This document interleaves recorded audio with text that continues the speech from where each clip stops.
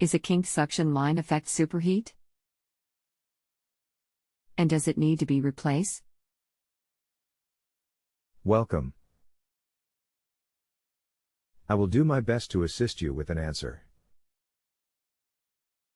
Extensive training and coaching are extra. Please tell me if that is okay with you. The kink does not affect the suction pressure or superheat nearly as much as one would imagine. But it does affect the superheat. It depends on how tight the kink is. If you feel the pipe just before the kink and just after the kink, and there is no discernible difference in temperature, especially if measured with an electronic thermometer, then the kink is not bad enough to cause any significant problem. The risk of cutting and soldering a new section of tubing into place outweighs the liability of a kink. You might also try straightening the kink, but not more than 5 degrees, any more than that can crack the tubing. 5 degrees will open the kink 50% or so as regards or pressure drop.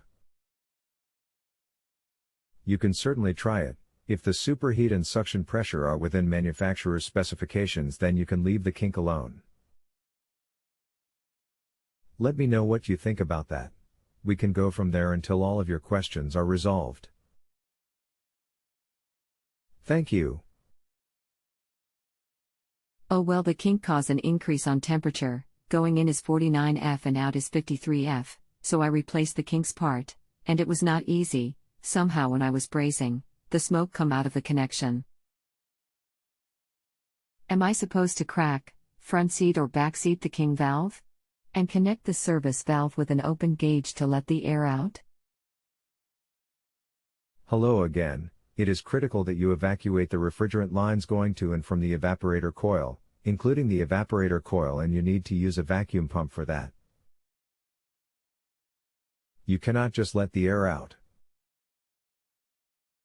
You have to suck those tubes completely into a vacuum.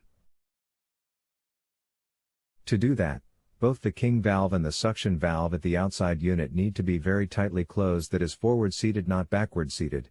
Backward seating the valves opens them. They need to be closed tightly so that you can pull a vacuum on the tubing and evaporator coil.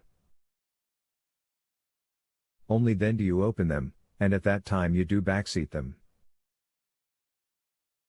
If you do not have a vacuum pump, then it will be best to call an HVAC repair person to do that for you, and to charge the unit up with the exact right amount of refrigerant, that is critical to within an ounce or two.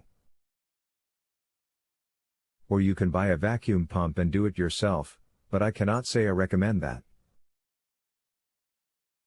The vacuum pump will cost $250 for the cheapest one available, and you will need access to the refrigerant, which generally requires a license. Let me know what you think of that. We can go from there. In the textbook, they teach us to add 10 pounds per square inch nitrogen to the line for brazing, so prevent oxidation. In this case, would the pressurized pipe be ideal for brazing? 'Cause the pressure gonna expand and pushing out at the connection where I am trying to braze. You do not add the nitrogen, instead you blow nitrogen in one end of the tube and let it blow out the other end of the tube freely, so that no pressure whatsoever builds up in the tube during the soldering process, or it will, as you are supposing, blow the solder out of the joint. If you have a home improvement or appliance question and want to chat with an expert now, visit justanswer.com/ythi.